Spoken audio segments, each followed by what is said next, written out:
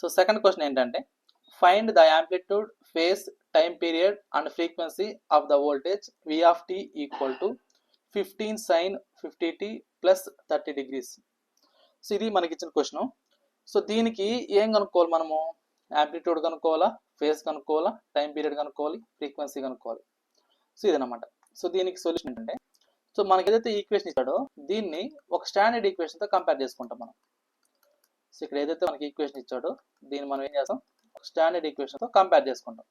మరి standard equation అంటే ఏంటి అన్నప్పుడు, సో జనరల్ మనకి స్టాండర్డ్ ఈక్వేషన్ అంటే ఎలా ఉంటుంది? So V of t equal to Vm sin omega t plus angle అంటే ఫేస్ యాంగిల్ డిఫరెన్స్ పై అన్నమాట.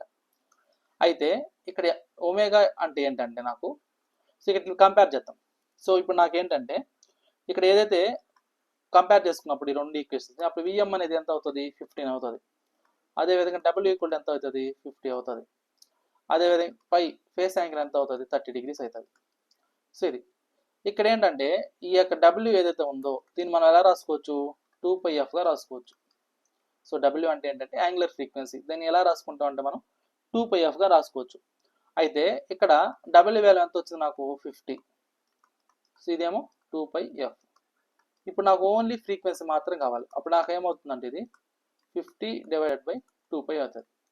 సో ఇప్పుడు నాకు 50 డివైడెడ్ బై 2π అయినప్పుడు దీని వాల్యూ ఎంత వస్తుంది నాకు? 25/πగా రాసుకోవచ్చు దీన్ని. సో 25/πగా రాసుకోవచ్చు. ఏంటది? సో మనం తీసుకునే ఫ్రీక్వెన్సీ. సో ఇప్పుడు నాకు కావాల్సింది ఏంటి? టైం పీరియడ్ కావాలి. సో ఫస్ట్ వన్ ఏంటంటే టైం పీరియడ్ కావాలి. సో టైం పీరియడ్ కావాలన్నప్పుడు, సో టైం పీరియడ్కి మనకు వచ్చిన ఫ్రీక్వెన్సీకి ఎలా ఉంటుంది రిలేషన్షిప్? ఇన్వర్స్ రిలేషన్షిప్ ఉంటుంది. సో కాబట్టి నాకు ఏంటంటే ఇక్కడ ఫ్రీక్వెన్సీ వాల్యూ ఎంత? 25/π. ఇప్పుడు నాకు టైం పీరియడ్ అంటే ఇన్వర్స్ రిలేషన్ కాబట్టి ఇది ఏమవుతుంది? అప్పుడు నాకు π/25 అవుతుంది. అంటే మనకి ఏదైతే ఫ్రీక్వెన్సీ వచ్చిందో దాన్ని రివర్స్ చేసినామంటే మనకు టైం పీరియడ్ వస్తుంది. కాబట్టి నేను ఏం చేసా? π/25 చేసా. సో అప్పుడు నాకేం వస్తుందంటే ఇక్కడ ఫ్రీక్వెన్సీ అనేది వస్తుంది. నెక్స్ట్ ఏం కనుక్కోమన్నాడు ఇక్కడ? ఫేస్. సో ఇక్కడ ఆల్రెడీ పై అంటే ఏంటి? ఫేసే కదా.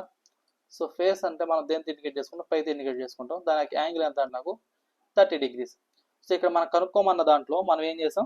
సో ఫేస్ కనుక్కున్నాం, ఫ్రీక్వెన్సీ కనుక్కున్నాం, టైం పీరియడ్ కనుక్కున్నాం. ఇంకోటి ఏం కనుక్కోమన్నాడు? యాంప్లిట్యూడ్ కనుక్కోమన్నాడు. సో ఇక్కడ యాంప్లిట్యూడ్ అంటే ఏంటంటే మ్యాక్సిమం వాల్యూ ఏదైతే ఉందో దాన్నే మనం ఏమంటాం అంటే యాంప్లిట్యూడ్ అంటాం.